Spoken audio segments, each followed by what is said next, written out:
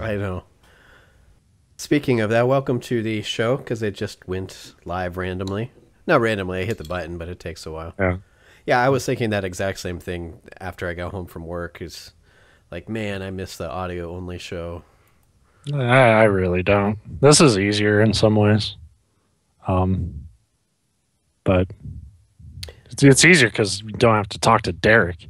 I know that jerk. Oh, I don't know where he went. He He's tweeted like a today. myth. He He's tweeted a few times, but yeah, like it's on always like it's always shit about like I've been so busy and it's only gonna get busier. It's like I went to this garage sale and I'm going back to another garage sale. Wish me luck. It's like, are you fucking loaded for bear? What are you doing? hustlers gotta hustle. Oh, he's a hustler. Oh man, that tastes like crap. Yeah, pumpkin fucking shandies are terrible, man. Like, and it always sounds like good because I like pumpkin things. See, I Like, hate pumpkin. So it sounded extra terrible to me, but it's literally like the only thing. well, what Uh, other things are there? I mean, when I say pumpkin things, I like pumpkin pie. oh, That's I'll and take that's all pumpkin I pie. think of. But I'm one of those weirdos that like actually wants pumpkin pie, so I don't put like 30 gallons of whipped cream on top of it. Like I think my whole family, their whipped cream to pumpkin pie ratio is always more whipped cream than pumpkin pie. You'd think you could just Uh, put like the pumpkin pie spice into some whipped cream and eat it, but I've kind of gone both ways. I like sometimes I like the combination. Other times I just want pumpkin pie. Sometimes I just want pie crust because I'm a fucking. yeah. But that's the funny thing is I'll eat pumpkin pie, and I like pumpkin pie if it's a decent pie, but the crust is still the best part. So can I just get some? Yeah, and I would take a fucking banana cream pie or even a chocolate cream pie before a pumpkin pie almost 9 out of 10 times. But that's not why we're here this week. Should be because a pie cast would work as a appropriately terrible like punny title for me. I don't put any effort into it. If it like starts with the same letter as something, the Phantom Play-In, we haven't done one of those in a while. May never again, depending on how the rate you're gonna play it. Especially now that we're in October, and you and me are both playing spooky, scary games. It's kind of, yeah. I Uh, haven't. I, Mine started out okay. I waited. Well, I said waited till I streamed something different. Oh, Unity. I was screwing around yeah, in Unity last week, and then I started mine. And then this week has been a terrible week for me for streaming because I'm going out of town, so I won't be around tomorrow night or Friday to stream. But in preparation for that, and also I've been trying to sell my car. I haven't had time. I streamed Monday. Um, yeah. I took Sunday and Monday off, which I had planned on. But I'm gonna take tonight off too because well, one, I'm out of like kind of those nice compact one shot games that you can kind of just play an hour and a half and be done with it. Um, so now I have to really kind of think about what I want to start because it'll probably take me a few streams to actually get through it. Um, yeah, except Ethan Carter. I think I could do Ethan Carter pretty quick. yeah, I think that game you could. But I Have almost you played that yet? no, No. not at all. It's one of those. There's a couple parts. Most of the puzzles are pretty straightforward, but there's a couple parts that could trip you up. But I think I streamed that whole thing in like a single stream, but it was like a 4 or 5 hour stream. But I mean, it's still a relatively short game. Yeah. So also, and it's fucking obvious. I'm horribly tired because 5 a.m. is an insane hour for anyone to wake up. Like, I can't remember the last time I woke up for something and it was like still dark outside. Like the Sucks. last time I did that was well, no, there was like a road trip I had to take last year to Montana, and that was not fucking fun at all. And I think we got up at like 3 or 4 a.m. for that. I don't think you need to specify that road trip to Montana was not fun because I think it. Well, it wasn't fun because we were like returning a dog to a shelter. Like it was. I mean, road trips to Montana are not fun in general, but that was especially kind of rough. Um, so yeah, but yeah, I'm fucking tired. I can't think of what to play, and I've been playing a lot already. We started the horror month with Among the Sleep. Um, that game kind of boring, but Yeah, I you're didn't. like I watched some of the video that you saved of it, and it. there's not a lot that really happens in it. Like the puzzles are like it's one of those weird games where it feels more like a puzzler than it does like a horror game. Like because the horror stuff is kind of just that generic like oh there's the monster don't let him see you And type shit it, and it's not even that scary of a monster and it's all kind of it feels kind of random when it fucking shows up. And so it was just sort of the like anytime I was having trouble in that game it was like I never changed my strategy. Like the one time I did I think I hid in something behind something else instead of the first thing I hid behind. And but I took the same route and stuff and usually it was unnecessary. Like the monster just didn't appear where I like that time. You sort of lucked out with the random fucking programming. Um it does have that like really neat and uneasy setting, playing from the perspective of like a toddler, or I don't know how old your character is. you're a total fucking baby. I like yeah, it's one of the unique things about it is you actually move faster when you're crawling than you do when you walk because you're a toddler.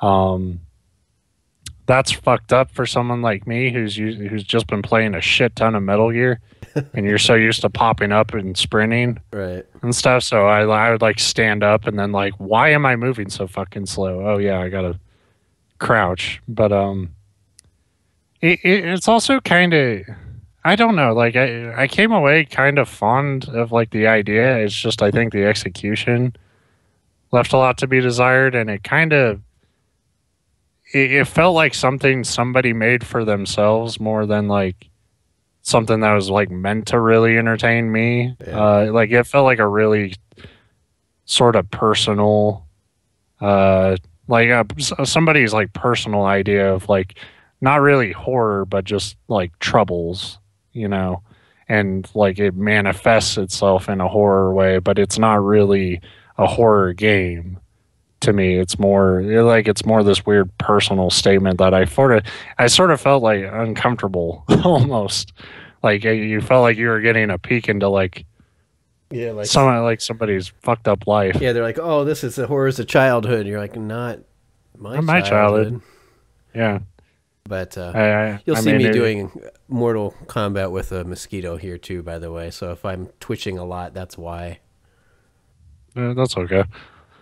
I'll be looking to my left every fucking 2 seconds because my dog is a piece of shit. And just has to let me know that it's horrible that I put her in her kennel for a nap. I'm a fucking God, I criminal. wish somebody would put me in a kennel for a nap in the middle of the day. Yeah, that's the nicest thing I could do for anyone is put them in a cage, a dark cage, Well, that and let 'em it's take a nap. yeah. I mean, and it can sound bad because you're thinking, "Oh, getting locked in a cage," but I would view that as I'm locking the rest of the world out, like Right. that. And then a nap just sounds wonderful, but Yeah. So among the sleep, I thought it was really funny that I predicted the game like right from the beginning. Like it was one of those things where I like made a joke at the start of the game and then it like dawned on me like wait a minute, that's totally what's going to happen here. And then by the end of the game I wasn't like remotely surprised at all. Um But then I played Layers of Fear, which we had talked about on the show. And I watched you play a lot of that one. Buckeye game came on, and around these parts, that takes precedence over pretty much everything. But yeah, I was looking forward to you playing that one. That was one I didn't realize though that it's only in early access. I thought that was fully released. Yeah, that was. I didn't realize that either, like what early access meant. By the way, your cursor is on my thing. I don't know if that's showing up in the stream at all, but it's fucking. Stop. Just stop. God. Fuck. I can fix that. It's gonna probably dance around a little bit while I'm doing that. But anyway, yes, layers of fear. And it feels weird to like critique Among the Sleep as saying like, oh, it's too personal. When the reason I think I like Layers of Fear is because it's like, first of all, it is a horror story, and like an actual like psychological horror story. But the horror also does come from a place that's personal, but it's personal in a way that I actually can relate to it. You just want to kill everybody because you hate society. Exactly. Right. And I had a daughter, and she died, and the wife died, and yeah, no.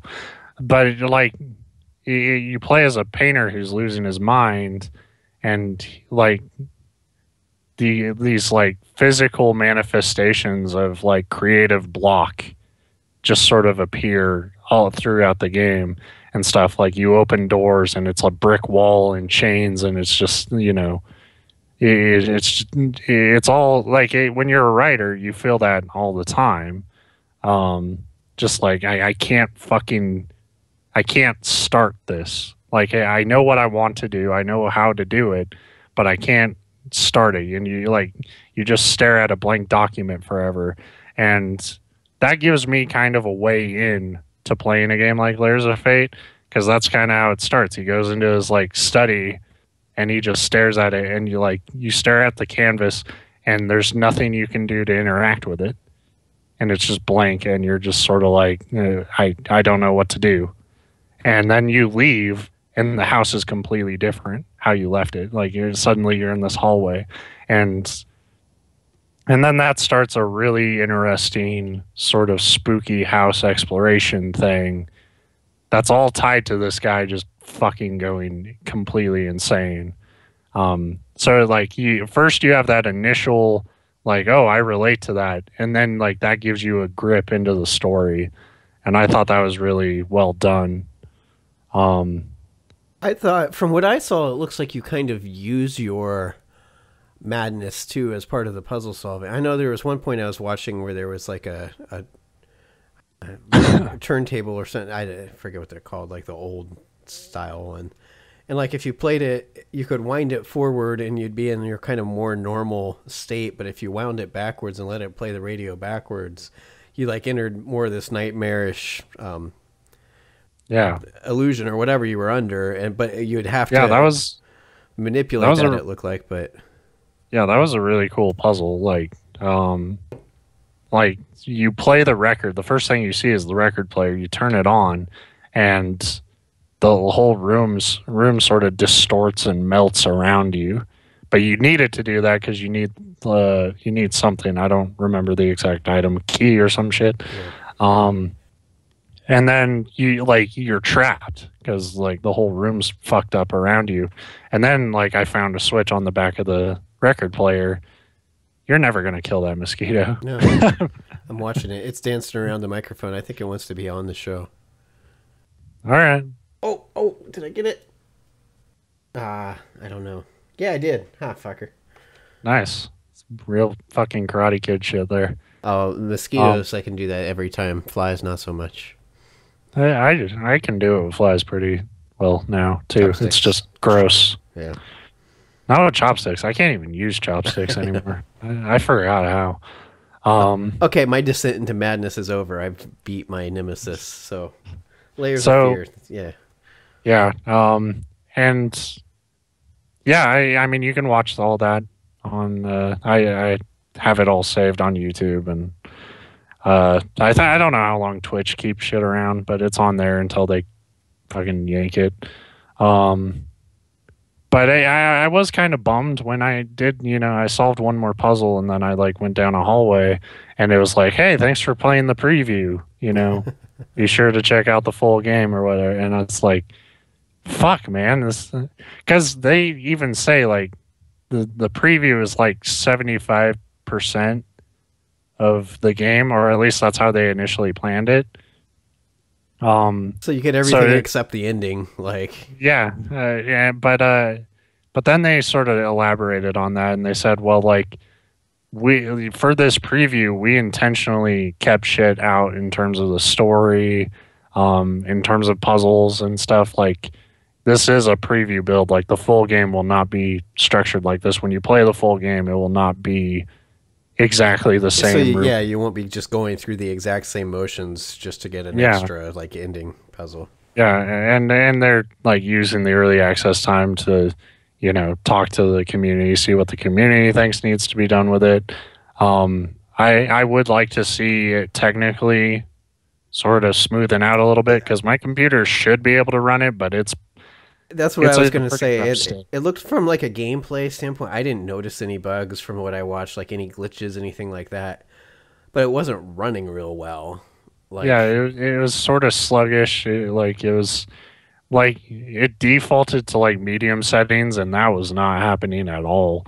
I had to go to low on everything and turn fucking everything off pretty much to get it to run. Still looked pretty good. I was gonna say, if those were low settings from what... Now, I was watching on my cell phone, so a tiny little... Everything looks way better when you scrunch it down onto a tiny screen. But it looked really good. Right. I mean, I had it on full screen, so... I mean, I don't have too much complaints about how it looked. I thought the game looked tremendous, but it just... It needs some polishing up and... from a technical aspect, but I was really impressed with it. Like I kind of joked about it, but it's that sort of joke that's actually true in my case, where I thought it was it's what I would want a game like Gone Home to be, where it's about progressing through this story, but it's a story I actually think is interesting. So there's two parts to that required. You need a story, but the story has to like not be bad. Well, the story has to be engaging to me, and to me, Gone Home is like trying to be like a story that's like sort of socially relevant and stuff, and tackle issues like homosexuality and stuff, and liking those stories and telling those stories. There's nothing wrong with that. But to me, I am much more of a fan of like sort of psychological horror schlock. That's what somebody on Twitter today was asking, just like a general Twitter question, like what kind of horror do people like? And that was the first thing I said, is I like that psychological horror where, I mean, maybe it manifests itself in like the form of a monster or a specter or something, but it's really all has to... More you're watching somebody that's like losing touch on reality to the point where you no longer can tell like what's real and what's fake. Is it just your head messing with you? I like that psychological horror way better than like a physical. I know you old school Michael Myers fan, but that like slasher stuff doesn't really do it for me. I'm not a fan of most slashers, honestly. Like the reason I like Halloween, the original Halloween, is because like the way that movie was shot, it was very grounded. And it's funny to say that for how fucking ludicrous that series got. And then Rob Zombie came and made it even better. But like that, that's just a psychopath escapes from a hospital and starts killing people. Right. That shit can and has happened. Right, plausible. But I mean, like when I think about like the comparison to Gone Home and Layers of Fear, I look at my shelf and like my bookshelf and all the stories I like, there's nothing like Gone Home on there, really. Like the stuff that grabs me, there has to be some sort of leap. Like there has to be something fantastical about it, or it has to be a goddamn history book, because sometimes history is more interesting than a novel. But Like, yeah, I just have like I have a ton of like Richard Matheson books and stuff, and if you know anything about him, he was one of the guys who inspired Stephen King and shit, and I think he's better. He made that, that's he wrote that story, Nightmare at 20,000 feet or some. For Twilight Zone. Yeah, well, it was a short story, and then they adapted it. Adapted it. Um, and like so I'm into all that shit. And it was kind of interesting playing Layers of Fate because I was always something I'm trying to figure out while doing this horror month streaming thing is like, how can a horror game work? Like, what's the best way for it to work? And I always sort of defaulted to that idea, like, well, there has to be some sort of danger. Like, something has to be trying to, kill you or something, because like otherwise, where's the threat you feel as a player? Right. And that's one type of fear, but Layers of Fear did a really good job, I think, sort of showing me that there is another way you can do it. Like, at no point in that game was I gonna die.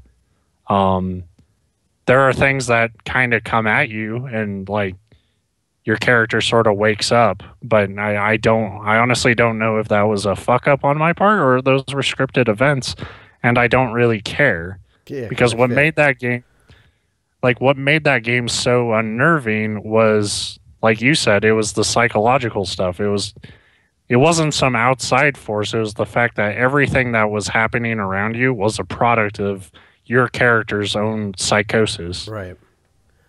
And I was really impressed with that. I still, I'm not, if you come to my streams, you're not going to get that like scare cam, like, oh my God. Oh. But like, yeah, and that game's not really designed for it. It's more like, oh shit. Like, That's one thing that I've been finding is interesting about streaming horror, because I don't know, it's kind of one of the concerns, but at the same time, for someone like me that plays games to unwind, so sometimes the thought of a stressful like game like that is a turnoff. But when you're streaming horror, some of the best horror games can be hard to watch because, like you said, it's not like, oh, here's all these like, Resident Evil where there's these giant chainsaw wielding villagers coming after you every corner or something like that. It's more, you don't need that jump scare camp. Now, if you watch me, you'll get you'll get a little bit of that. I'm not loud, I'm never, I hate that overdone, like, oh crap, oh shit. But jump scares, you will see me go, do one of these, like, oh. That's a good fear reaction. Like, oh no. I the one that I started for my streams was it's called Stasis, and it's one that the only reason I even found it is because literally leading up to October, I went to Steam and typed in the word horror in the search thing and saw what popped up. Because I was thinking about, I really for a long time thought I was going to just start with Soma, but so many people are playing and talking about that. I was like, I want to do something a little different, so you can catch Soma anywhere. And out of the games that I like waded through, Stasis looked the most interesting to me because it's a little different. We have, and there's nothing wrong with it. That one of the games I want to play before the end of the month falls into this category. But Soma's not like that first person environmental like exploration scare. Even like Layers of Fear, although that looked fantastic, and now I want to play it. But I think Amnesia, The Dark Descent, and there's like 4 zillion indie like games that fall in that they're trying to do that, and a lot of them fail miserably. But there's some really cool looking ones too. But Stasis is as an isometric third person. It's almost like a old school point and click game from the gameplay standpoint. Each screen's like a different room in this. You're in this derelict spaceship, so like one of the most creative horror settings there is. But you just click around the room to move your guy and interact with things, pick up objects so that you can use them to solve whatever puzzles that you're trying to do. It's it's a little rough from that end. Like when you click and your guy walks across the floor, you can like the feet are moving, but you can see the character model like just sliding across the floor. Like the footsteps and the movement aren't meshed up real well. And I think I said it on Twitter, but I know I might have wrote it down for something. But like I look at something like that and I'm like, man, as an animator, that bothers me. And I'm like, no, I don't want to phrase it like that because as a gamer in general, you don't have to have an animation background for something like that So no, you have to notice that shit is fucked up on right. But I mean, it's not that guy's not moving right. it's not to the point where it's like terrible, but it's noticeable for that. And then I have had a few issues where like my inventory will just open by itself, or you'll click to move and it'll act like you clicked an item in your inventory even though it wasn't open. So there's been a little bit of issues like that, but the overall setting's pretty cool. The story is very corny, but I can forgive corny on horror because sometimes that's just kind of part of it. Oh yeah. And so far the story is you and your wife and your little daughter, were on a spaceship and you were going into stasis. You were, for some trip, just like vacation or something. Not like, oh, we need to evacuate the planet, aliens are coming in. Nothing like that. I mean, it was just like we're going to Jupiter on vacation. And then suddenly you wake up, you like fall out of this stasis tube and your like ribs are broken and you have internal bleeding. But it's not the ship that you left on. So you're waking up like, where the fuck am I? Like, this isn't what um, this isn't where I went to bed. And it's funny because through some of the environmental storytelling, like you come across a computer early on, and if you read through the logs, you notice that it's talking about product storage. And then you read a little further and you realize the product that they're talking about is these cryotubes. So you really quickly realize that you're part of what's being referred to as a product, and you're starting to uncover some of the story. Basically, it's a medical research spaceship that operates as a spaceship because then it can do whatever the hell it wants. Basically, like the old piracy type thing where they're operating outside of any legal jurisdiction.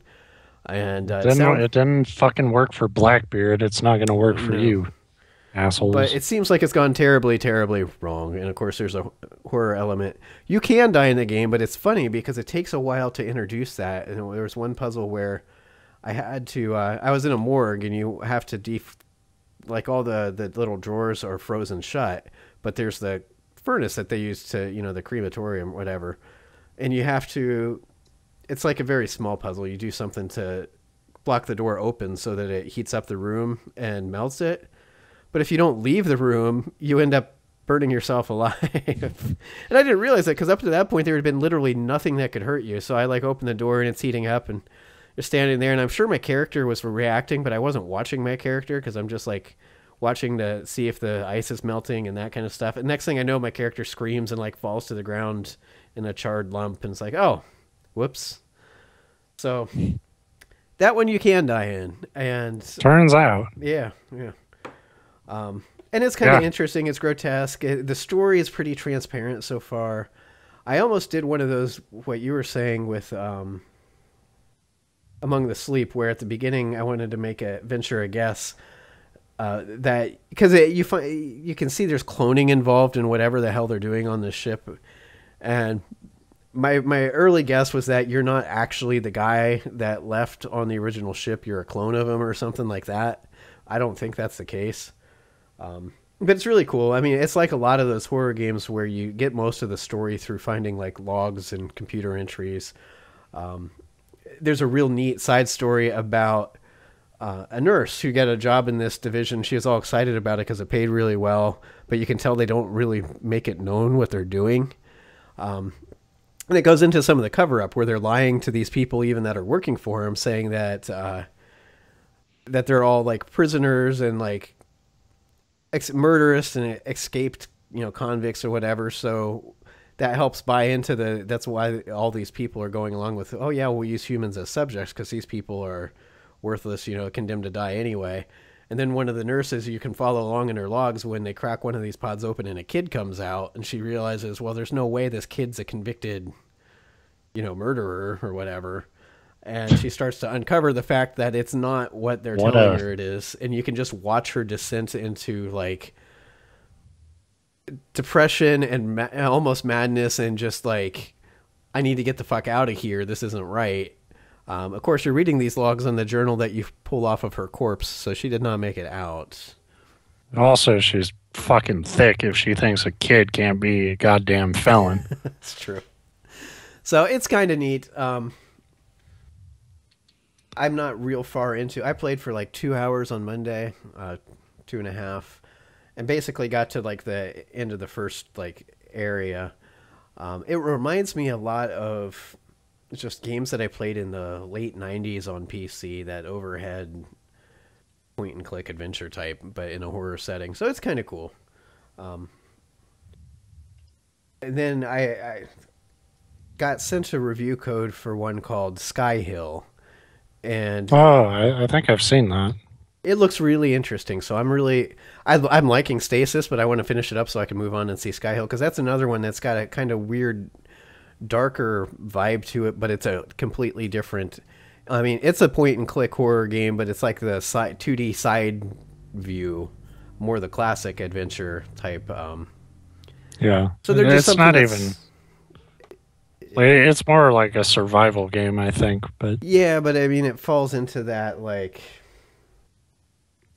Um, from what I read on, because I've been kind of following the PR on it, if it's the same one that I'm thinking, it would fall almost more in the Last of Us camp, where there's like some biological agent that gets out, but it's already something that is known that the world was like preparing for, but it seems like it's basically you check in this high-end hotel called the Sky Hill Hotel, and then war breaks out, and the safety systems that are built into the hotel that are supposed to be there like go on lockdown, but it's not this whole hunky-dory, okay, we're safe story. So that one will be interesting.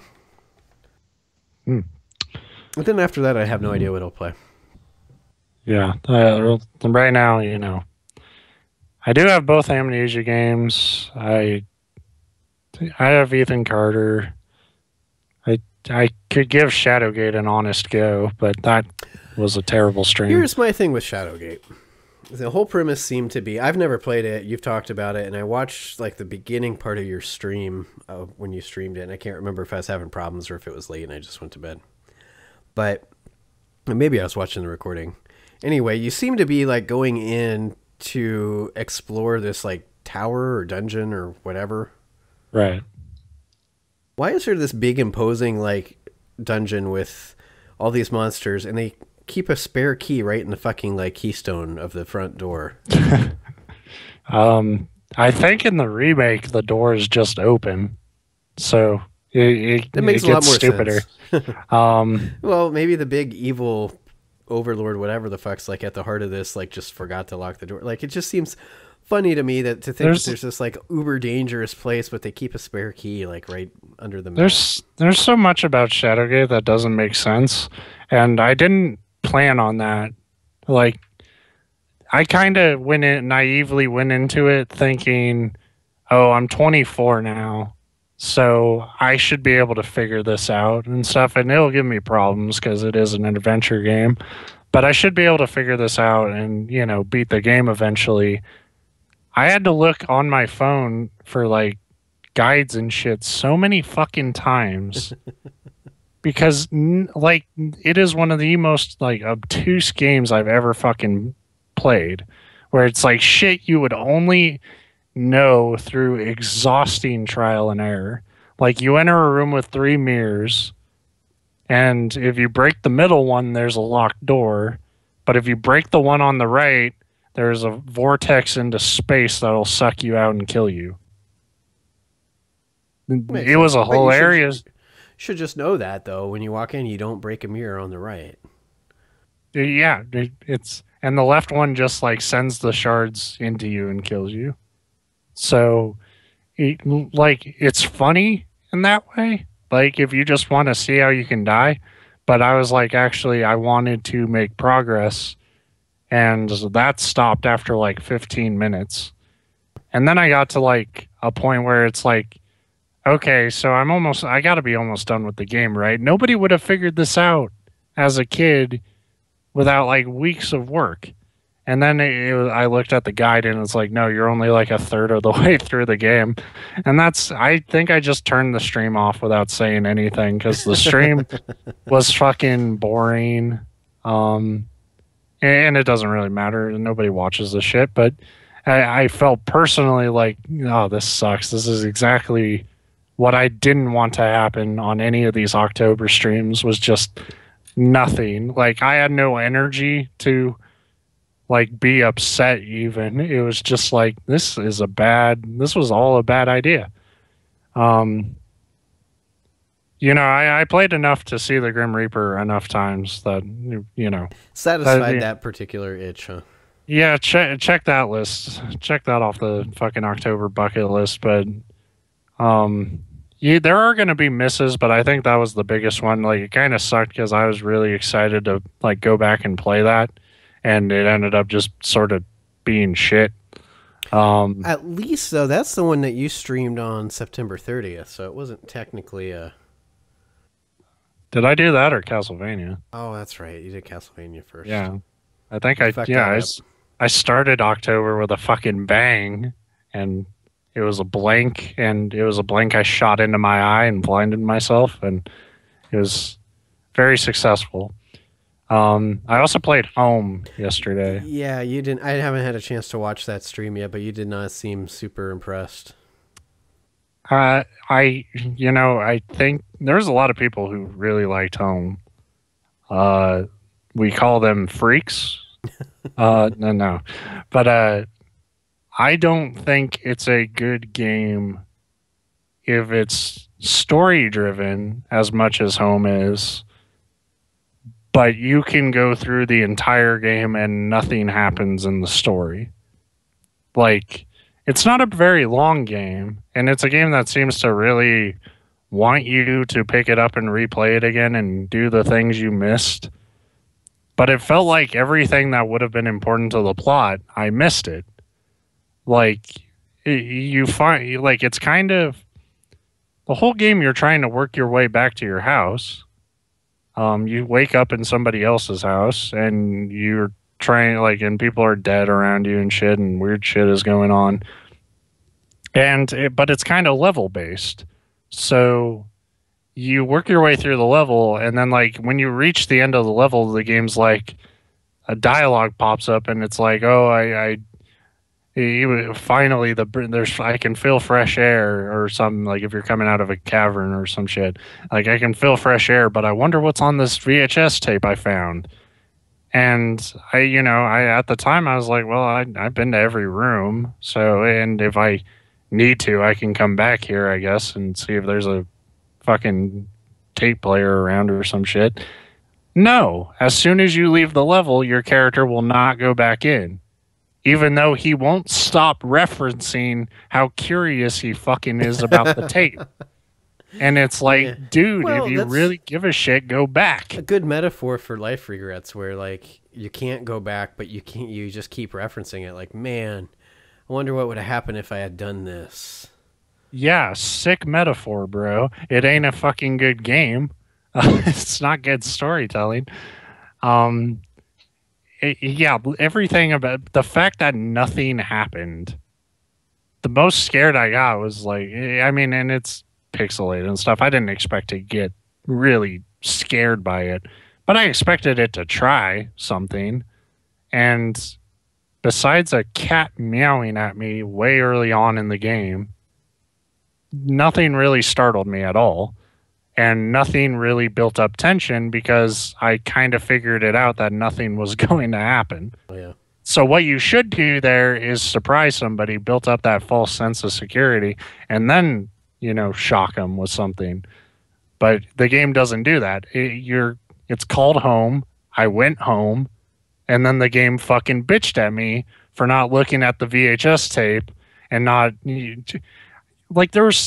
that's all the ending did was just bitch to me about the shit I didn't do. And it's like, well, maybe if I had a little fucking direction or guidance, instead it's like I'm just trying, all you tell me is to fucking go home. See, that to me sounds like the developer putting something in assuming that everybody will do it and then kind of like whining when they don't. Like, why didn't you do this? I mean, I'm really Well, yeah, curious. You that's should have all. done this. Why didn't The you do ending, that? and it's one of those endings that like takes forever to fucking play out. Like it's just a lot of dialogue of like the character talking to you, the player, and he's just whining to you, like, oh, thank you for telling me, like because he spoiler, once you get to the end, like he starts asking you questions about his own sanity, and you're kind of like, maybe if you have more information to go on, like maybe if you did all the extra shit that I apparently passed up, like maybe you would have an idea of what actually happened. But because I didn't, and I only had the knowledge I had, I was just making up shit. Like he's asking me what happened, and I'm like, I don't fucking know what happened. He's like, did I kill her? And I'm like, I don't know, dude. Like I wasn't there. Bear and attack. and then like at the end, he's just being a fucking pissant, and he's like, well, thanks for telling me the truth, but you took away my only reason to live. And like, I'm like, good, because you're a shitty character, Yeah. and I don't want to see you again.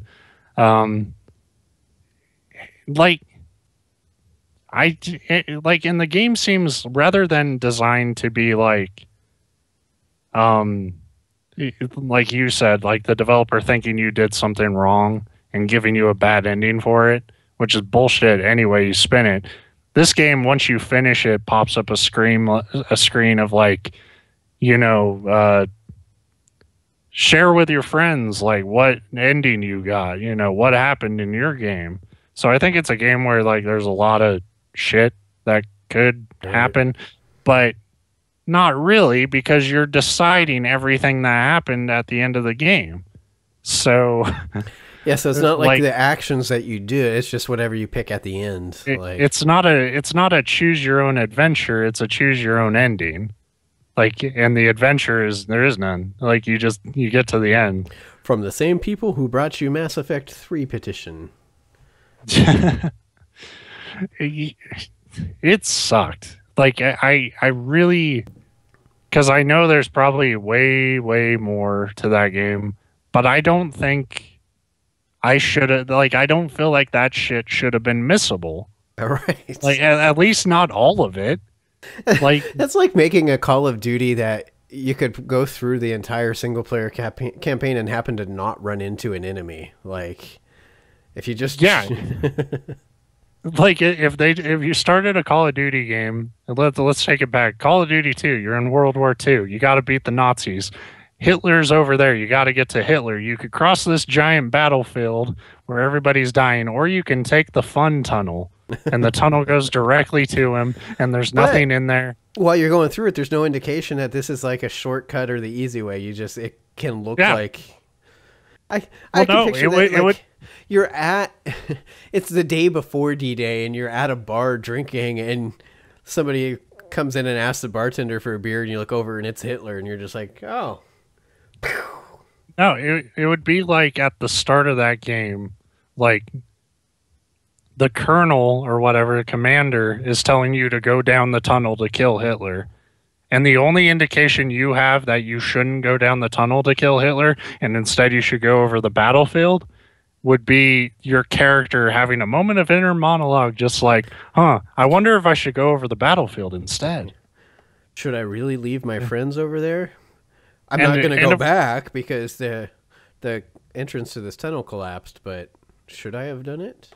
yeah, there's so many points in that game where like, I was just getting tired of the main character fucking talking all the time, because it's one of those annoying games where you have to watch all the text fill out, Oh. and I'm programmed, like, I read fast, Right. so I hit A, and I want all the dialogue to appear. But if you do that, you skip it entirely. So I there like- and there. I was playing a game, I forget which one. It might have even been Metal Gear, where I don't think it was. There was a cutscene going on, and I wanted to watch it, but I had to hit a button that wasn't like A or escape or skip. It was something else, and I forget why I had to even hit it. I think I was starting the stream, so I hit like T or whatever my hotkey is to start the Twitch stream, and it like skipped the whole. Like, it doesn't. the one time you don't want that, or you would want that thing saying, "Do you really want to Yeah. skip this?" It's just like, "Oh, you pressed something, so we're just gonna make it all go away." And it skipped like, and it was like it was like a 5 minute scene. It's like, oh well, I guess I didn't need to watch that. Yeah, well, like what sucks about doing that in home is like the dialogue is a one-time thing. Like you can re-examine shit, but then it shows you another thing of dialogue. And I don't know if I'm missing something when that happens. And and it was also like I still don't know if I was just being I was in a dickish mood because I had a long day. I was working late and I didn't have the patience for a game that wasn't going to immediately engage me in a story. But I don't think it's very well written. It says, like, the character uses the terms, like, the phrase some kind, like, some kind of, way too goddamn much. For I blew up in the middle of the stream, like, because I was getting so annoyed with him saying, "Oh, it's some kind of regulator." No, it's a fucking regulator. Right. That is what it is. It's not some kind of. It's not like, hey, it doesn't have demon horns. You're not in hell. It is what it is. Some kind of box. What the fuck do you mean, some kind of box? Is it an octagon? No, it's a box. But it's some kind of box. It's Some kind of box, some kind of beautiful box. And it was so fucking frustrating. And then to like, you get to parts in that game where it's like, if you ever seen Friday the 13th on the NES, like how you're just like, you're side scrolling and then there's like a way to like your path, like there's just sort of like a door, or in this case, there's like open bushes that you crawl through, but you have no like real map or guidance to like tell you where you're going or whatever. Like it's the most, it's not even tense. It's just like, God, this is a maze I do not want to work my way through. I just wanted like figure out what happens. We'll probably like I thought about it and I'm like, I don't know that we want to get into it tonight because we've got like 2 or 3 other weeks of Halloween talk, horror talk.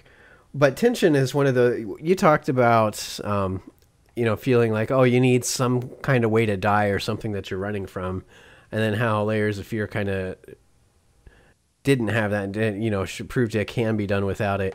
I think tension's the important part. Like, you don't necessarily even have to have something that's a viable threat. You just have to feel like there's something that's a viable threat. There has to be some kind of suspense for horror. So if you're just bored, that's going to make for a bad horror, anything, movie, book, game, anytime, because boredom and horror don't mix real well. You need to be on edge.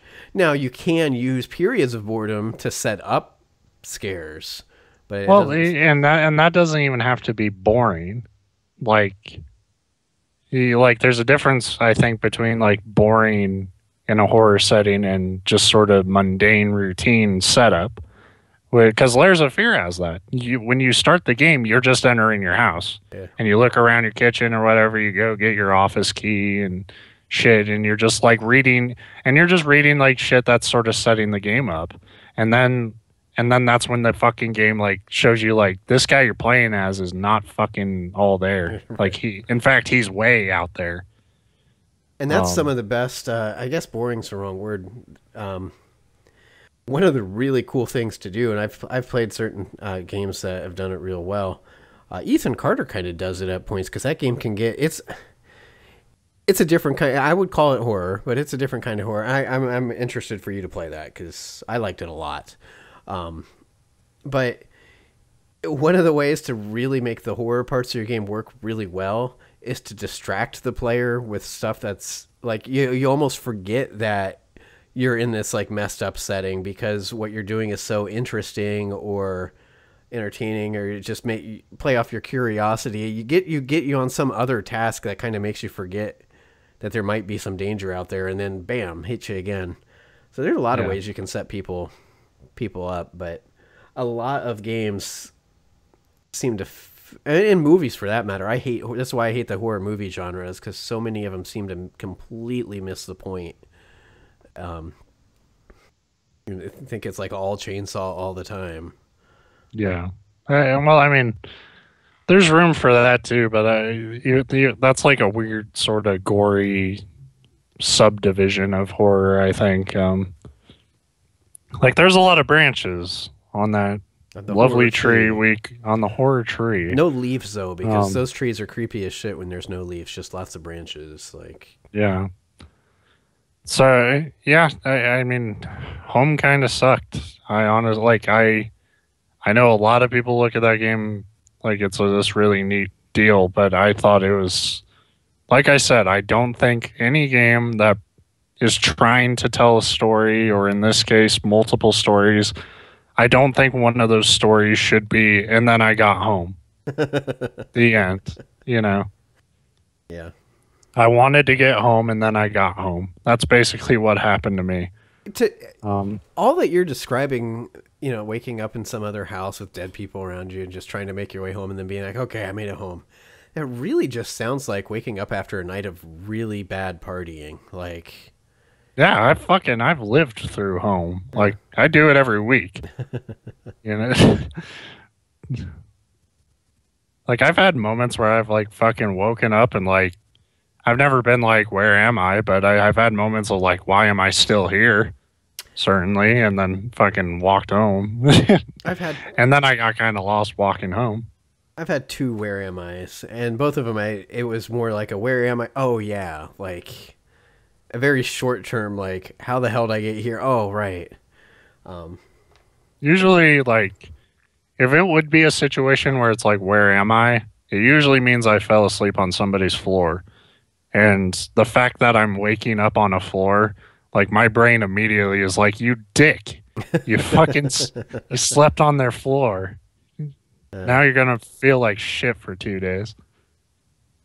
drinking's bad, okay? If you say so. Meh. So I wish I had more to add to the horror.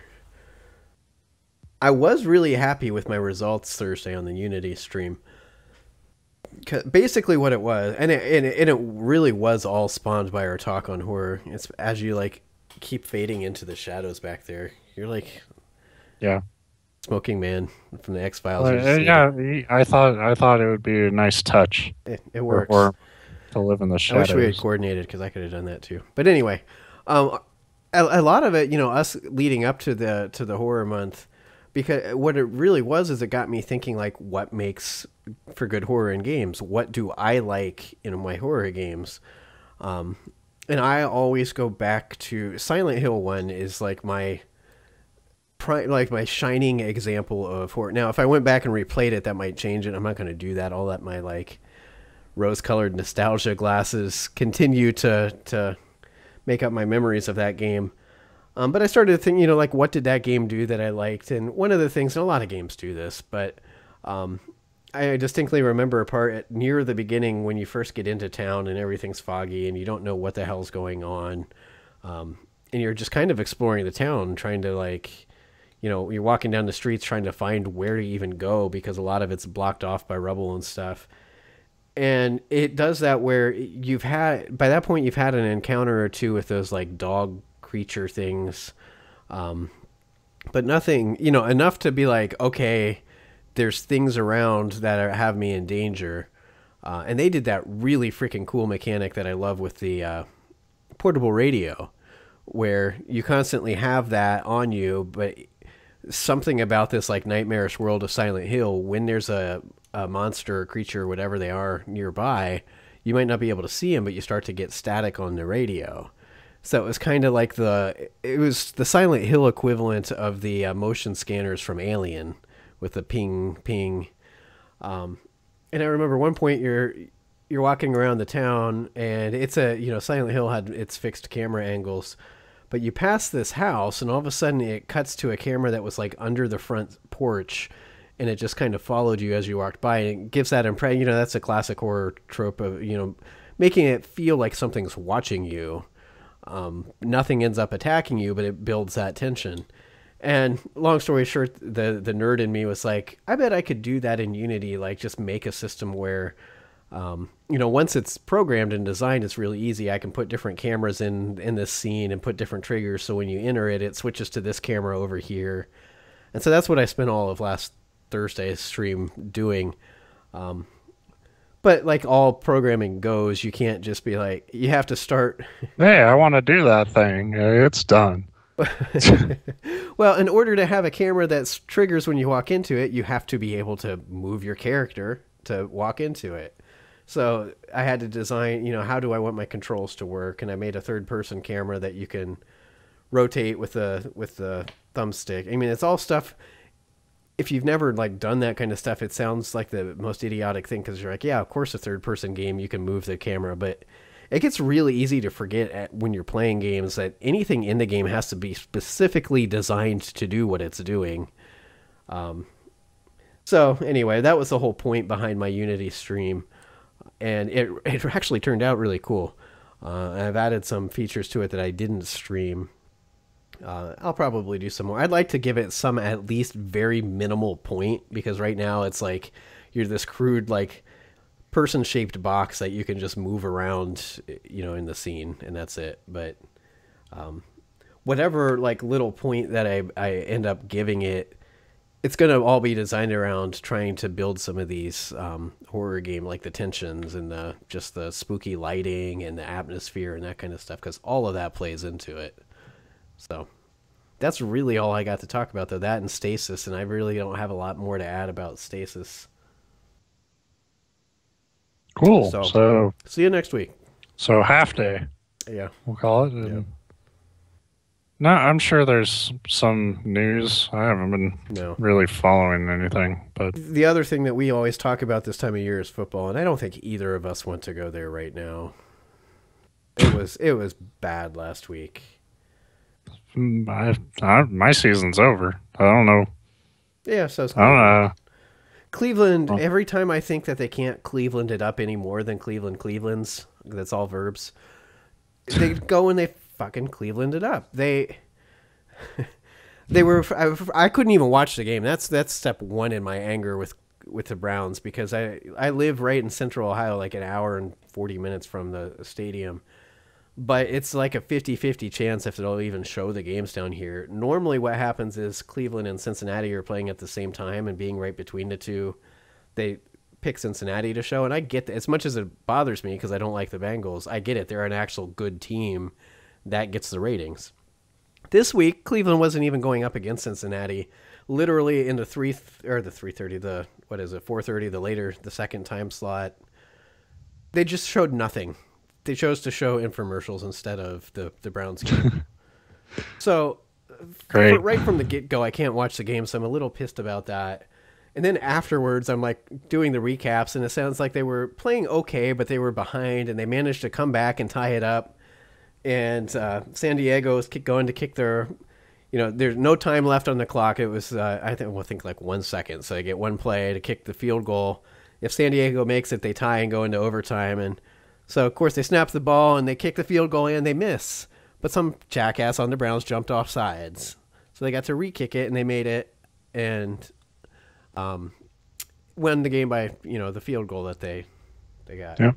So, I said that wrong. If San Diego, obviously, they were tied. If San Diego made the field goal, they won. And yeah, they missed the field goal, but of course we have to fucking jump off sides, because why wouldn't you? Because of fucking shit. And then because football is fucking fucking shit. I didn't get to follow shit. your Eagles game, but it sounded equally as brutal. Well, let me put it this way. I wasn't around for it. It seems like I'm going to have to work most Sundays for the rest of my life. But neither were the Eagles, so it's Right. It's fair.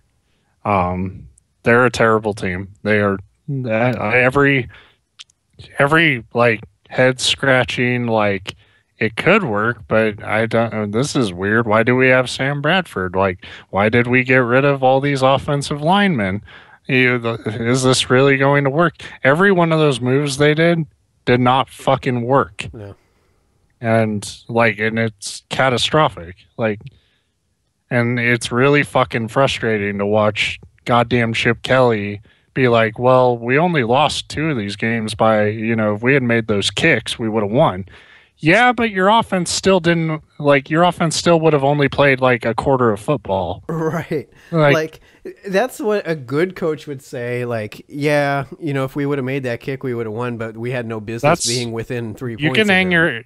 you can hang your hat on that shit when you beat fucking Green Bay or Right. something. You can't do that when you're like, we've been playing terrible teams or good teams that are like hurt, and like you won't have a better chance to beat them.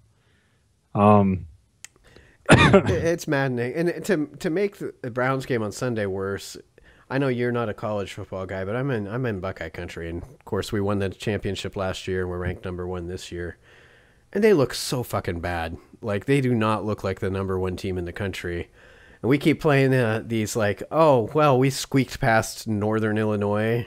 Oh, we squeaked past Hawaii. Well, one of those they won like 38-14, but the game was a lot closer than the final score. We scored a couple late touchdowns to pull away, but so now we're into the Big Ten conference, and it's like, oh, we're playing Indiana. They have no business being. Yeah, I mean they were 4-0, but it's because they played nobody, and we squeaked by Indiana, and it's like. I went into this season. It's like, yeah, we're ranked number one, and it's like the only time I can in my entire life that I can remember the national media like unanimously being like Ohio State's the best team, because always in the past the thing to do was to hate on Ohio State, and I get it because yeah. when you're a big school like that, it's more fun to dislike them. I do the same thing with the Yankees and Cards and that kind of stuff. I don't. But Yeah, I don't even give a fuck about college football, and fuck them. right, that's how most people are. So I get that, but you go into the season ranked number one, thinking, yeah, we're gonna, you always have some tough games, but most of the time we'll be we haven't fucking steamrolled anybody, and we've played nobody. Like Virginia Tech was our best team that we played, and that was iffy. Um, and it's just getting that part's getting frustrating. So, but Yeah. I think we'll cut it at that at the Sports Talk Did, and Joystick cast. did you Whatever. hear? Did you hear about Far Cry Primal? Oh yes, that's much better to talk about on a video game podcast. What are your thoughts? Really interesting. Really it's kind of interesting to watch a game like take a creative approach that for me like does nothing. Like if I was trying to tell a story or something, I can't, like my imagination can't really work with Stone Age, like with a Stone Age setting. So it's really interesting to see how these guys are going to put like a full game together with that. Where, I mean, all we've really seen so far is like you can hunt mammoths and Yep. And then a shit, and tiger attacks you. Saber then a tooth. tiger attacks you, and then like other, you know, tribes will attack you and shit. And like, I like that they're not like just trying to like Just wait until the regurgitate. caveman's named like Brody, and he's actually on vacation from the He's a future. white guy Yeah. somehow, but like in fucking 10,000 BC. Fucking, it's They'll do the Ray Nathan Bradbury thing Drake. where he's actually a wealthy straight white guy from the future that has enough money to pay to travel back in time. That's how the story will play. My only thing was I I kind of get it, and I kind of get annoyed by it. That why even call it Far Cry Primal? Like, why does Far Cry need to come into it? Can't it be its own? Because I don't see how it's going to be related at all to Far Cry other than the engine. Well, I mean, Like I get that they want to play off of the name that they've already built up and the brand that they've already built up. But at the same the Far time, Cry. when you do that, for people like myself that haven't played any Far Cry games, it almost creates a barrier there. You're like, oh, it's a Far Cry game. I haven't played any of those. It does, but Far Cry is easily probably the weirdest case of like extensive branding Because ever. none of them have anything to do with any of the others, really. Well, story wise, they don't. Far Cry 2 and Far Cry 3, and I haven't really played it, but I'll go out on a limb and say Far Cry 4 are all kind of similar. Far Cry 3 and Far Cry 4 are kind of more so. Far Cry 2 was a very sort of weird experimental open world game. And Far Cry 2 was a weird jumping point from the first Far Cry. Far Cry 1 was just like a vanilla FPS for a lot of people. Yeah. Um, it was not something that I don't think a lot of people were like, oh, that's a series now, and then like Far Cry 2 showed up. Nothing to do with the first fucking game, just its own thing, but they had to call it Far Cry 2 for some reason. So I think the casual person will probably be turned off by it, but to me, you say it's a Far Cry game, that just means it's something to like, to me, that's like, hey, video game is coming out. Like, yeah, I don't make any judgments based off the last one anymore. So, like, the only thing I have a hunch that will be connected is that you're probably going to have to climb a fucking tower to No, it'll be a brontosaurus neck. Like a tower. Yeah. They'll call it a tower, even like, even if it is a brontosaurus neck, we'll say like, get up on that tower, Get up off of that or onto that thing. get up off of that thing.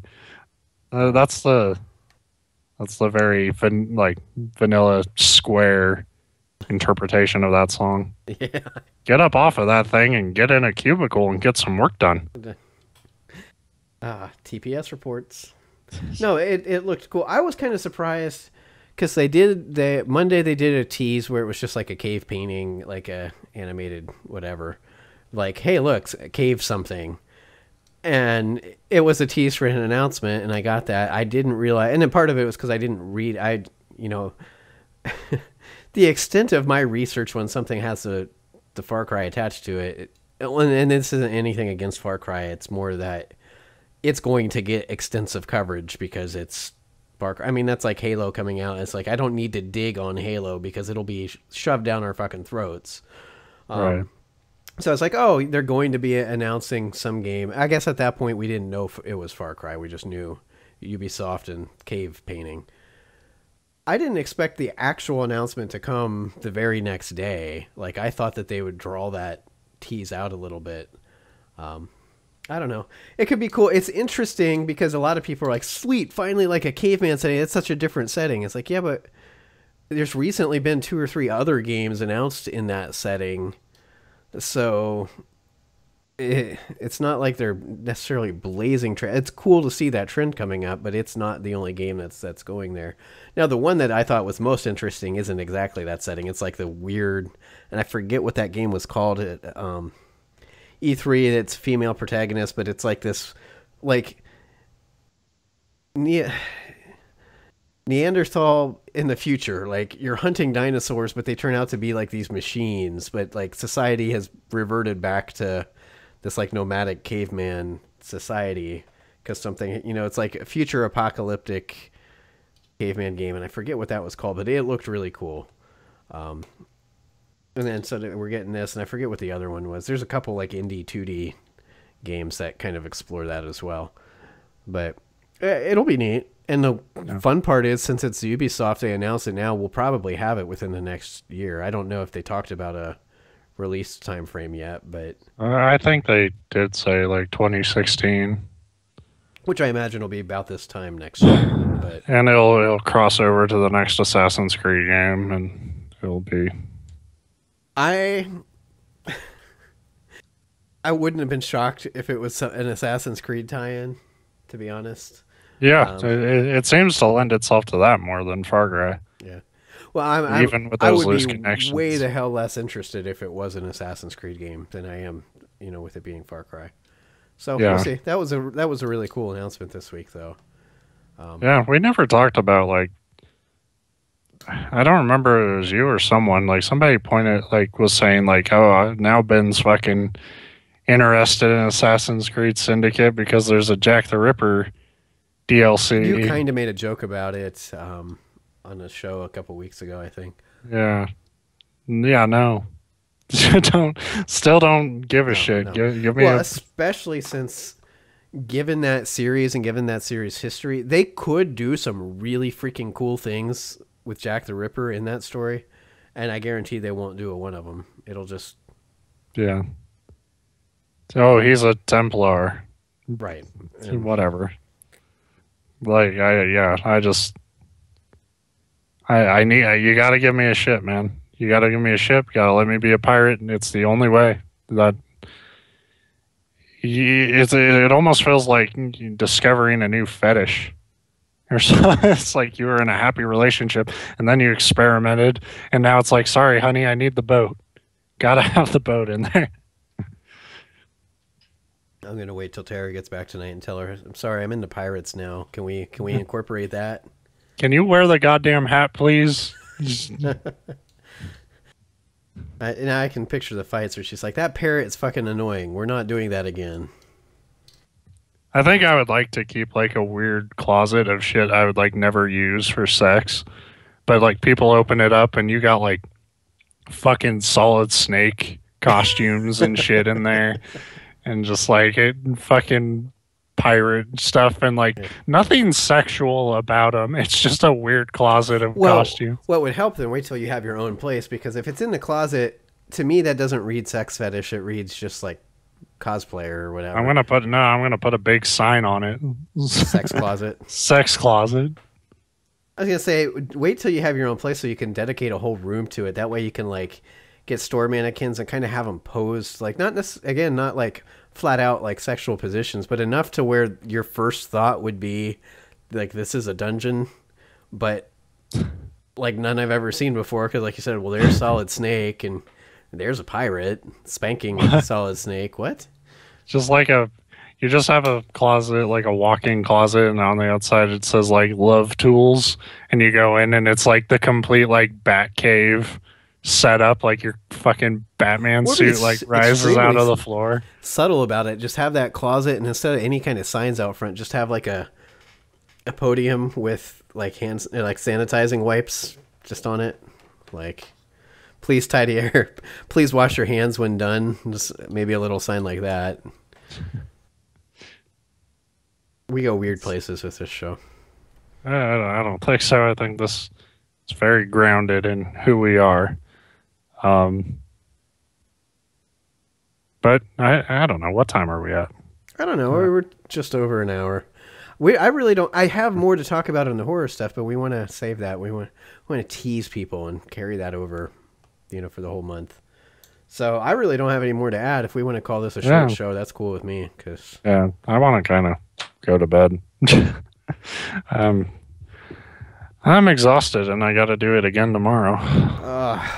I just realized, because I'm kind of like, it's only 7:30, and I'm like, I'm ready to go to bed, but I've got a trip for my pack. See, I need to go to bed. I need to pack. I got a trip. Trip And that for my includes pack. like doing some laundry that's not done. So it's not like I can just throw some, because I'm a guy. Packing means how many Throw a pairs bunch of of underwear I shit. need. That's close enough. Yeah, right. Yeah. But I got to clean some stuff too, so that sucks. So Oh, that's anyway, always fun. I will not be streaming the rest of the week, but I will be back Monday with Monday horror streams. Follow NJoystic on Twitter. You can follow Ben. That would be the one to follow, because I'm sure you'll be doing. Yeah. Not tonight, but Well, yeah, we'll be other back to it nights. tomorrow. Hopefully I'm a little more well rested, and I'll be doing it. I'll update. When I'm doing it. I'm planning on the rest of this week, and then I'll probably not. I'll probably take Sunday off because I'm 9 to 5 then. So, but yeah, just follow me on Twitter at BP Matlock. You see it, and I will let you know when I'm streaming. I usually tweet it out, half an hour before I do. So We're at the end of the show, and I'm making it flash now. I just realized I left this up here. It is not September 30th. I wish it was. It would buy me another week, but God damn, this is a professional fucking show. yeah. We're All just right. lucky to be here this week. But tune in next week. Well, hopefully we'll be more energized and more horror stuff to talk about. I don't know. I yelled at home. What more do you want from this show, That's honestly? true. And you yelled at Gone Home. Basically, do not put home in the title of your games if you're developing a game. Don't make me go home. Yeah. You can't make me go home. No. I don't have to go home. I just can't stay here.